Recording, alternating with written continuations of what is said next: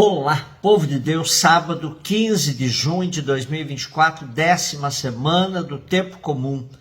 A nossa reflexão de hoje é a partir do primeiro livro dos Reis, 19, de 19 a 21, e Mateus 5, de 33 a 37. Naqueles dias o profeta Elias partiu dali e encontrou Eliseu, filho de Safate, lavrando a terra com 12 juntas de bois. E ele mesmo conduzia a última. Elias, ao passar perto de Eliseu, lançou sobre ele o seu manto. Então Eliseu deixou os bois e correu atrás de Elias, dizendo: deixa-me ir primeiro beijar meu pai e minha mãe, depois te seguirei. Elias respondeu: vai e volta, pois o que te fizeu? Ele retirou-se, tomou a junta de bois e os imolou com a madeira do arado e da canga, a sua carne, deu a comer à sua gente. Depois levantou-se, seguiu Elias e pôs-se a seu serviço. São apenas 3 versículos que descrevem com uma beleza a escolha de Eliseu como substituto de Elias na missão de profeta. Elias deixa o Horebe e se põe a cumprir a missão que Deus lhe encarregou. Encontrou Eliseu, que estava lavrando a terra com 12 juntas de bois, e ele mesmo conduzia a última, como diz. Então Elias lançou sobre ele o seu manto, e Eliseu deixou os bois e correu atrás de Elias. A única coisa que ele pediu era para se despedir dos pais. Elias disse: vai e volta. Lembra-te o que te fiz. Eliseu afastou-se e pegou a junta de bois, aproveitou a lenha do arado e deu uma churrascada excelente para muita gente. Depois levantou-se, seguiu Elias e se pôs a seu serviço. Pensava-se outrora que as vestes ou todos os objetos pertencentes a uma pessoa representavam essa pessoa e conservavam alguma coisa de seu poder. Elias, jogando seu manto sobre Eliseu, dirigiu uma vocação profética a Eliseu. Aqui é muito simbólico, pois o manto simboliza ainda mais a personalidade e os direitos do seu dono. Além disso, o manto de Elias tem eficácia milagrosa. Elias adquire um direito sobre Eliseu que não pode recusar. Destruindo seu arado e seus bois, Eliseu exprime sua renúncia à sua condição anterior. A tradição profética de Israel revela todo um esforço de manter a justiça social no meio do seu povo. Diante das prescrições que eles conseguiram catalogar, ficamos até com vergonha comparando com os nossos tempos. Temos a impressão de que regredimos em matéria de justiça social, comparando com as condições dos povos antigos e as nossas.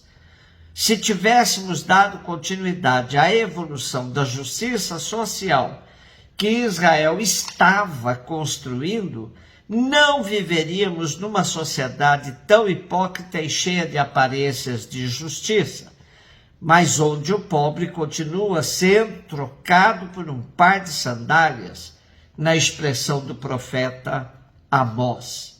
Somente para ilustrar esse raciocínio, vejamos as leis acerca da justiça para com os irmãos no antigo Israel como parte do Código da Aliança.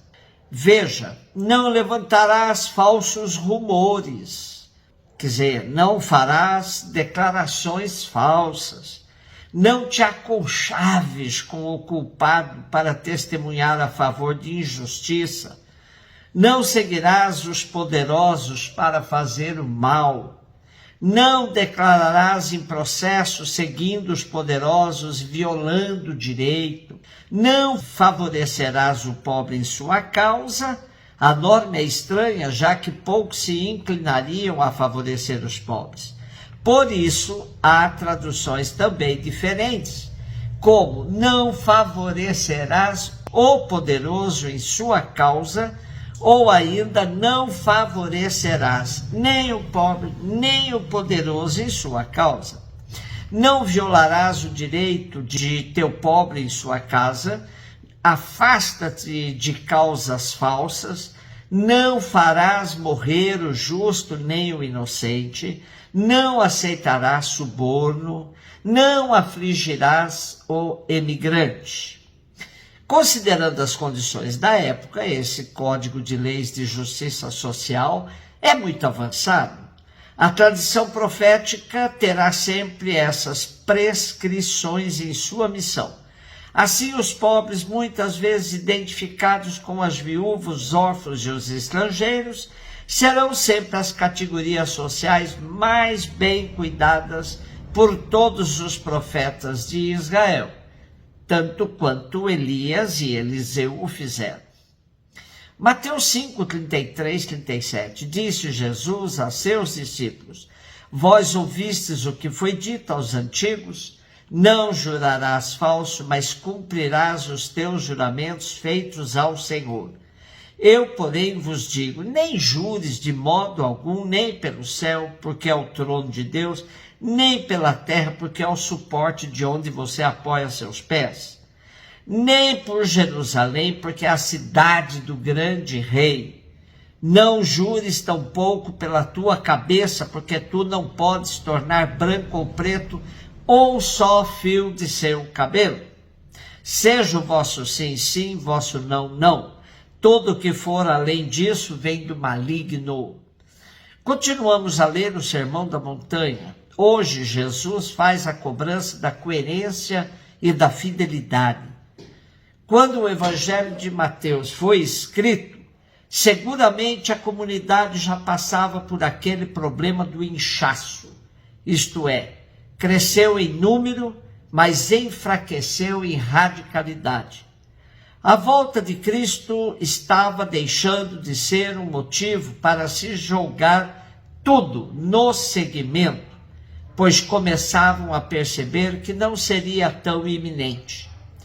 A questão do juramento pelo céu, pela terra, por Jerusalém ou pela cabeça era uma questão própria dos grupos religiosos da época, que usavam essas formulações para evitar jurar por Deus.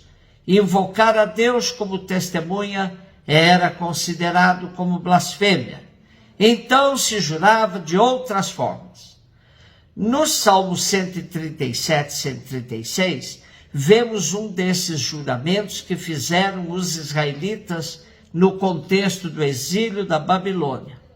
Lá eles diziam: se eu te esquecer Jerusalém, fique paralisada a minha mão direita, minha língua fique colada ao paladar, se eu perceber tua lembrança, se eu não puser Jerusalém acima de qualquer outra alegria.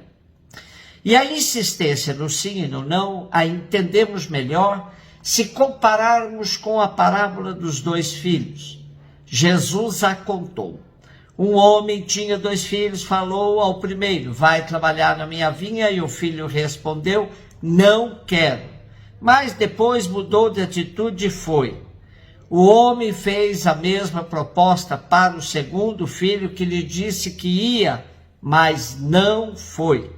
E aí Jesus pergunta aos seus interlocutores: qual dos dois fez a vontade do Pai? Os sumos sacerdotes e os anciãos responderam: o primeiro. Neste contexto se entende melhor o sim, sim e não, não. Em todo caso, se alguém diz não a Deus, mas se arrepende e faz a sua vontade, participa do reino. Mas se alguém diz sim a Deus, mas fica só na promessa, compromete sua participação no reino. Por isso, Jesus valoriza a coerência entre a ação e a intenção. Mas o que define uma pessoa é mais a sua ação que intenção. Pois diz o ditado popular: de boa intenção o inferno está cheio. Um beijo no seu coração.